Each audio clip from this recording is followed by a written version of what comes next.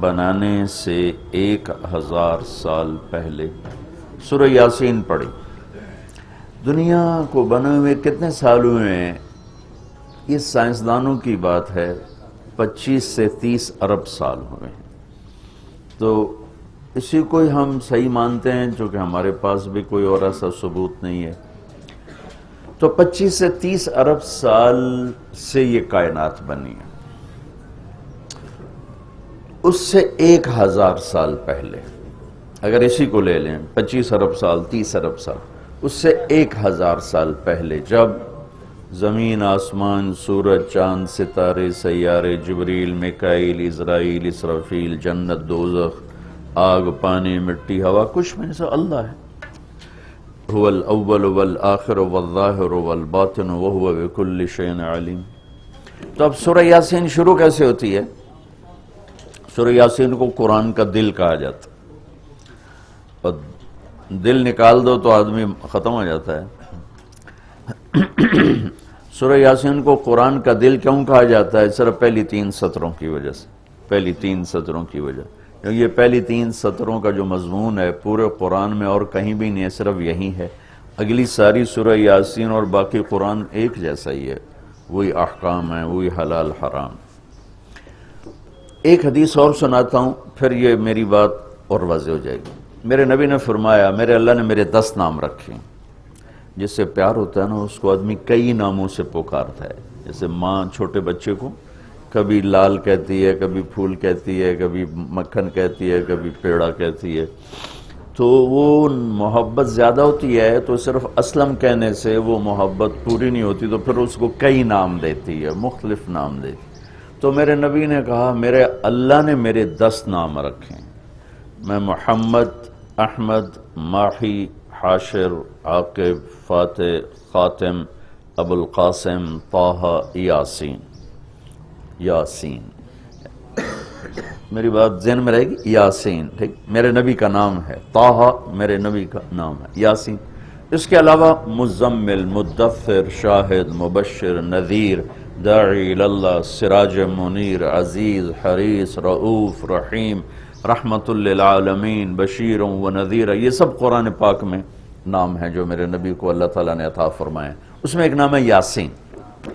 اب زمین آسمان بنے نہیں، اس سے 1000 سال پہلے میرا اللہ یوں کہہ رہا ہے، یاسین، میرا نبی کا نام ہے نا، یاسین والقرآن الحکیم انک لمن المرسلین۔ یاسین، مجھے قرآن حکیم کی قسم، آپ میرے رسول ہیں۔ کوئی سامنے کھڑا ہوا ہے، موجود ہے۔ اگر کوئی سامنے نہ ہو اور صرف خبر دی جائے کہ ایک میرے رسول آنے والے ہیں، پھر قرآن ہوتا یاسین والقرآن الحکیم انہو لمن المرسلین۔ وہ ایک آئے گا، وہ میرا رسول ہے، وہ آ چکا ہے، وہ سامنے ہے، اور اللہ ان کو دیکھ کے کہہ رہے ہیں انک لمن المرسلین، آپ میرے عالی شان رسول ہیں، علی صراط مستقیم، اور آپ سیدھے راستے پر ہیں۔ یہ 3 جملے ہیں جو قرآن کا دل بنا رہے ہیں سورہ یاسین کو، کیونکہ رسالت نکال دو تو پیچھے تو کفر ہی کفر ہے۔ تو اس ہستی کو وجود بخشا جسے سب سے زیادہ پیار کیا۔ جب آدم علیہ السلام اور اماں جان کا نکاح ہوا جنت میں، حوا علیہ السلام، تو اللہ تعالیٰ نے فرمایا کہ آدم اپنی بیگم کو مہر ادا کرو۔ ہم بھی مہر اس وقت سے چلا، تو انہوں نے پوچھا کیا مہر ادا کروں؟ تو اللہ تعالیٰ نے فرمایا کہ تیری نسل میں میرا آخری نبی آنے والا ہے، اس پہ ایک دفعہ درود شریف پڑھ دو، یہی اس کا مہر ہے۔ یہ تیری بیگم کا مہر ہے کہ میرے محبوب پہ ایک دفعہ درود پڑھ دے، بس یہ مہر ہے۔ تو آدم علیہ السلام بھی سوچ میں پڑ گئے کہ یہ کون ہے جو میری نسل میں ہے اور مجھے اس پہ درود پڑھنے کا حکم دیا جا رہا ہے۔ یہ ہمارے اوپر اللہ کا احسان ہوا کہ اس نے ہمیں ایک عالی شان نبی کا امتی بنایا۔ سب کی نبوت آئی اور چلی گئی، آئی اور چلی گئی، آئی اور چلی گئی۔ یہ جو ڈی پی او ہے، ڈی سی او ہے، آتا ہے، اس کی نیم پلیٹ لگتی ہے، جب وہ اس کا ٹرانسفر ہوتا ہے تو نئی پلیٹ لگ جاتی ہے۔ آپ معراج پہ تھے، اللہ سے بات کر رہے تھے کہ یا اللہ، آپ نے ابراہیم علیہ السلام کو خلیل بنایا، موسیٰ علیہ السلام کو کلیم بنایا، داؤد علیہ السلام کو لوہا نرم کر کے دیا، سلیمان علیہ السلام کو ہوا تابع کر کے دی، عیسیٰ علیہ السلام کو مردے زندہ کرنے کا معجزہ دیا، میرے لیے کیا ہے؟ فماذا جعلت لی؟